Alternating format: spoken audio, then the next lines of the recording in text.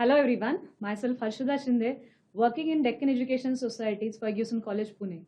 Today I am going to teach you a topic which is there in a vocational computer science paper 2 subject. The topic is named as networking technologies. Now with the help of PPT, we are about to see how the networking is used in a day-to-day life with some cables, with some protocols, and how to construct a regular network. So let's go to the PPT and study networking technologies. So let's go for the topics which we have to study in this networking technology. This chapter is there in your paper 2 for last one. So let's go one by one. What are the topics we need to cover? The first topic is what is computer networking. In this we need to see the definitions of the networking, why we are using the networking. Third point is networking and communications. There are three types of communications in networking. First one is LAN, second one is MAN, and third one is WAN respectively. The topologies. What are various networking topologies? The topologies we are studying here is first one star, second one is the bus topology, and third one is the ring topology. Now we'll go for the next point, which is important one to consider regarding the networks, that are Ethernet network or a token ring network. In this we are going to see the constructional details of the Ethernet and constructional details of the token ring network respectively. The next point we need to cover over here is access method of networking. The three important method of accessing is, first is contention, second one is polling, and third one is the token passing method. Transmission media. Transmission media, in case of that, we need to study what are the various transmission media and why we are using them with the help of the characteristics of the related transmission media. Then we are going to study how to use this transmission media with the help of its three respective cables. So what are those cables are? First is the coaxial cable, second one is this twisted pair cable, and third one is the fiber optic cable. We'll go for the next point, which is called as the protocols. Protocols can be used for setting some rules. So what are these protocols? Here we are about to study Internet Protocol or a TCP protocol. The last point which is there in this networking is the introduction to the connectivity devices. So what are various devices we are using here is, first one is modem, second one is hubs, third one is repeaters, and last one is the routers. So we need to study the connectivity with the help of all these four connectivity devices. So let's study these points one by one respectively. Before starting to networking, first of all we need to know what is the meaning of networking. So networking, it is an interconnected collection of autonomous computers or a system of computers capable of sharing resources and controlling services. Remember students, we are studying networkings. In case of networkings, whatever we are data is passing, that all the data should be of virtual data. We are not about to see it in a physical manner. So it should be an autonomous set of computers and it is sharing computers with some resources and controlling their respective services. The network must be efficient, reliable and economic. Why? Because if we are using some network, it should be friendly to us, it should be in the budget, and it should be also a reliable and trusted network also. The common resources are to be shared by the system whenever needed, and these resources include data, peripheral devices like hard disk storage, printers, fax, and many more. So if you are using some networks, the network should share a common devices such as your fax machines, such as your printers, such as your hard disk storage, that can be shared with the help of networks. These are your common resources. That is goes in the category of computer network. So now why we are need to study the networking? There are some main goals to study networking. So let's study what are those. The first goal of networking is network provides resource sharing. As we discussed in my previous point, network should share the peripheral devices such as printers, scanners, fax machines and all. So its main goal is it should share common resources. Second point, it provides high reliability by using other machines. Third one is finally the system is saving money by network only. That means if we are connecting many more devices in network, it should save our time by sharing some files with the help of peripheral devices and it should also save money. Why? Because we are sharing the resources one by one respectively. Now let's go for the networking and communications. We saw the networking, how we can use the networking. Let's study out with the help of three important networking. There are different electronic communication networks which can be broadly classified according to their coverage area and their facilities provision, which are: first is WAN, which is standing for Wide Area Network. Second one is MAN, which is standing for Metropolitan Area Network. And third one is LAN, which is called as Local Area Network respectively. So let's go these three networks one by one. The first network is called as Wide Area Network. As the name itself implies, the coverage area is very wide. So if you are going to construct a WAN, the WAN instead of WAN, the coverage area is too huge or it's too wide. Stations are very high in number, hence name as WAN, which is called as Wide Area Network. A very common example is a national telephone system, cellular mobile phones, or a pager etc. If you are going to consider a pager system, or if you are going to consider your day-to-day life system, which is telephone system, if we are calling a phone from this source to another destination, that server is taking a long distances. So that kind of thing goes in the category of wide area network. WAN is wide network which is capable of covering the whole country or a state for the communications. In WAN, the links may be established by using cables, microwave towers, or maybe satellite link, or it can be combination of two or many links. So this point you need to recognize. If we are going to study WAN, the links which is going to be communicate with one another can be established by using a cable, which can be a broadband cable or a Wi-Fi, or we can use a microwave towers, or it can be used as a satellite link also. Then we'll go for the MAN, which is called as Metropolitan Area Network. So what is MAN? The network which is smaller than WAN, that is Wide Area Network, and which is bigger than LAN, is also established, hence known as MAN. It is named as a medium-sized network. So the point you need to recognize over here is the network which comes in between of WAN and in between of WAN and LAN goes in the category of this MAN. An example of MAN, that is Metropolitan Area Network, is a cable network within a city. Another common communication system is a pager system, or it is a network like MAN. That means if you are going to consider a telephone or a cable system, your day-to-day life example you can consider as a cable system. In cable system, if you are considering a region, in that region the cable provider is providing you a local connection.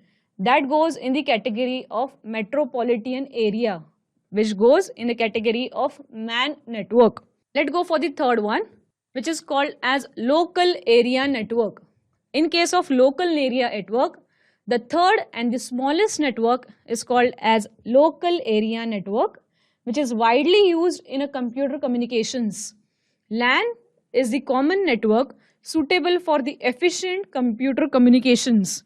LAN contains 10 to 1000 pieces interconnected in an organization with a common control and storage. A computer laboratory in a college mostly uses LAN for training the students. So if you are having some institutes, or if you are there in college, in your college suppose there are 10 to 1000 PCs are there, we can easily connect those PCs into a single network which is called as a LAN, that is local area network. If we are considering that LAN network, the files can be easily shared between those connected PCs which are there in a one shared network. So this is the best example of a LAN. Let's study the difference between the three networks. We have studied LAN, we have studied WAN, and we have studied the MAN respectively. So let's go for the difference between these three networks respectively. So what are the important terms we need to consider here? First one is the definitions of the three related network. The definition of your first network is LAN, which is standing for local area network, MAN, which is standing for metropolitan area network, and WAN, which is standing for wide area network respectively. What are the ownership between these three networks are? LAN is often owned by a private organizations, MAN is owned by a private or public organizations, and WAN can be owned by private or public organizations respectively. Let's go for the third important point, which is speed. If you consider the speed of the LAN, it is quite high. If you consider for the speed of a MAN, it is average than the LAN. And if you are going for the speed of a MAN, which is a wide area network, its speed is lower than of WAN. Why? Because it is considering the whole country or the whole region. Let's go for the congestion. LAN has a low congestion as compared to WAN. MAN network having the higher congestion than LAN, and WAN network is having the highest congestion between the both of the networks. We'll go for the last important point regarding the maintenance of these networks. If you're going to consider the maintenance part, designing and maintaining LAN is easy and less costly than WAN. Why? Because it is a local area. We can construct it and we can maintain it throughoutly. But if we are going to consider the MAN network, the maintenance and the designing is complex more than WAN, and it is more costly than the LAN. We'll go for the WAN network. In case of WAN network, designing and maintenance of WAN is complex and more costly than both LAN and MAN respectively. So the WAN is the costlier one, then the MAN, and the lower one is the LAN respectively. We'll go for the network topology. What is the meaning of topology? Topology refers to the way in which network of computers is connected. A topology defines the arrangement of nodes, cables and connectivity devices that make up the network. There are two important categories of the network topology. First category is the physical topology and the second category is the logical topology. So what goes in the category of physical topology? Physical topology describes the actual layout of the network transmission media. It defines the way networks looks. So if we are going to construct a network, first of all we need to construct its two categories, physical and logical. Physical describes the network layout which is actually going to be constructed, and logical describes the logical pathway a signal follows as it passes among the network of the nodes. So it describes how the signal is going to be passed logically amongst the network respectively. So let's study the network topology. Here we are having three important network topologies. What are those? First one is the star network topology. Second one is the ring network topology. And third one is the bus network topology respectively. We are going to study this three topologies with the help of LAN network. So we'll go for the first topology, which is called as the star topology. The topology is saying all the workstations are connected to the central hub. That means if we are going to construct a star topology network, in this all the network stations are connected to a central hub. The hub receives the signal from the workstations and routes it to the proper destination.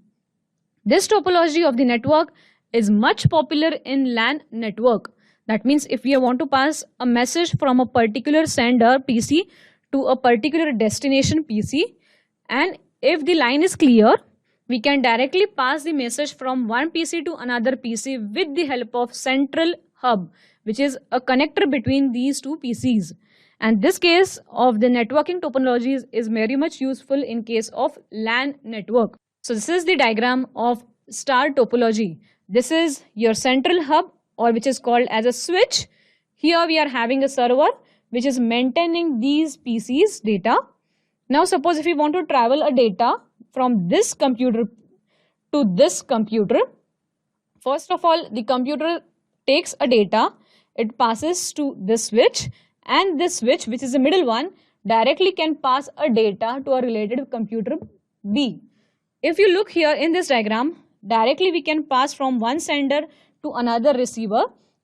Although there are n number of PCs, but these PCs are not at all involved in the communications. We can directly pass a data or a message with the help of central hub from source to destination respectively. So what are the advantages and disadvantages of the star network? The first advantage of the star network is adding a new node is easier than that in bus or ring topology. That means if you want to add a single PC in a star network or in a star topology, directly we can add it without disturbing the entire arrangement. Second advantage is the control is centralized due to the use of hub. We are using a central communication device which is called as hub. So all the data, it is passing with the help of this central hub. Now what are the disadvantages of this star topology? The first disadvantage is if the hub fails, it affects all the users. That means your central location of the data is hub, which is controlling all the communications. And if the hub fails, all the communications will be stuck. Next disadvantage is hubs are slightly expensive. The third one is it requires more cabling than bus or ring topology. Hence, its cost more. Why it requires more cabling than the bus or ring? Directly, we can pass a data from one source to another destination, and that source and destination should be directly communicate or directly should be connected to a central hub. So that kind of wiring or that kind of cabling is going to increase. That's why it costs more. Next topology is the ring topology. Ring topology are wired connections of nodes in a circle. Each node is connected to its neighbor on either side and the data transmits along the ring in one direction only. Suppose node A has to transmit to node D, then it passes from A to B, B to C and then C to D respectively. The node B and C, which will check the data and the address is not for them, then they retransmits the data to the next neighboring stations. That means if you consider this kind of example in case of ring topology, if I want to send a data from A to D respectively, and if there are middle PCs B and C, directly we can pass data from A to D? No. The first of all data should be passed to B, then B to C and then C to D.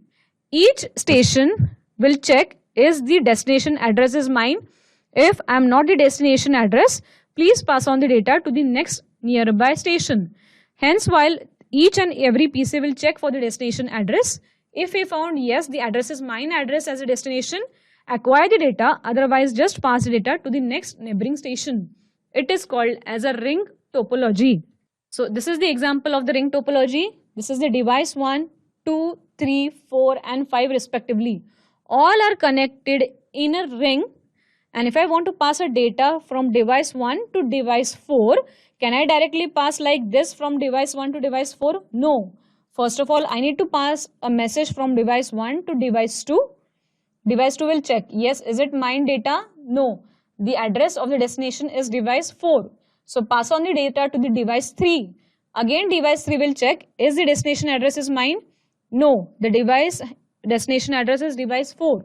So again pass on the data to the device 4. Device 4 now check, is the destination address is mine? Yes, the destination is me only. Then acquire the data which is passed by device 1. So we need to traverse these many stations if we want to pass a message from related stores to its related destination respectively. What are the advantages of ring topology? Cable failure affects the limited losers. Next, each node has equal access speed to the ring. And the third advantage is equal access for all users. What are the disadvantages of ring topology? Costly wiring is required for ring topology, expensive adapter cards, and third one is difficult connections. We'll go for the next topology which is called as bus topology. So in case of the bus topology, what is that? This topology is also known as a multi-point or a multi-drop topology. Why it is so? In this interconnection method, a common bus is used for data transmission with bidirectional communication provided by the bus. For each node, the bus is available for each node to send its data to each and every computer node if desired. So if you consider this kind of diagram, here we are having a communication bus which is bidirectional and which can transmit a data from one PC to another PC with the help of this common bus respectively. So what are the advantages of this bus topology? The bus system is much faster than all other methods. Direct communication between the two stations without any control station. The bus topology can be extended with sub-branches to form another topology known as tree topology. Fourth one, breakdown of any failure node does not affect other nodes' communication. And the fifth advantage is bus topology is widely used in a LAN network. That means if I want to use another communications, I can combine it with the help of tree topology. What are the disadvantages of this bus topology is, if shared signal cable or bus damages, then the entire communication between the computer fails. That means if the central communication bus is failed, which is communicating from one PC to another PC, your entire networking will be getting stuck out. Why? Because the bus is failed, there is no chances of communication between one PC to the another PC respectively. So these are the simplified diagrams of topology. First one is the star topology with 5 nodes respectively. Then we are having a ring topology with again 5 nodes, and how we can communicate it, that is path is shown like this. And the simplest one is the bus topology. A simple communication bus is shared between all the related background nodes. There are two important categories of network. First one is the Ethernet network and second one is the token ring network. So let's study these 2 points one by one. First of all, what is the meaning of Ethernet? Ethernet is a local area network technology with networks traditionally operating within a single building. Ethernet device can have few hundred meters of cable between them. Ethernet devices are connected to coaxial cable, provides a path on which electronic signals can travel easily. They can transmit data in small units which is called as frames. Each frame has its own unique source and destination address which identifies the senders and the receivers of the message. So Ethernet can be constructed to a single building. If I want to pass a data from an Ethernet, it can pass with a called as frames from one source to destination with a communication line or with directly electronic signals. Then next network is the token ring network. A token ring network architecture was developed by IBM as a high reliable network. Token ring uses token passing architecture. It uses logical ring to pass the token. The third point is each token ring network devices is connected to a central concentrator which is called as a multi-station access unit, MAU. Because of this, a single computer failure does not affect the entire LAN down. Token passes networks moves a small frame called token around the network. The node passing the token have rights to send the information.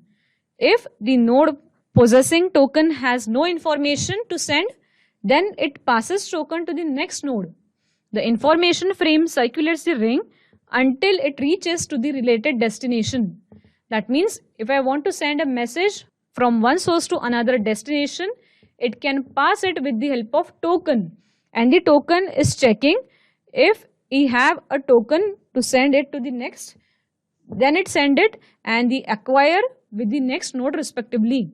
So this is the example of the token ring.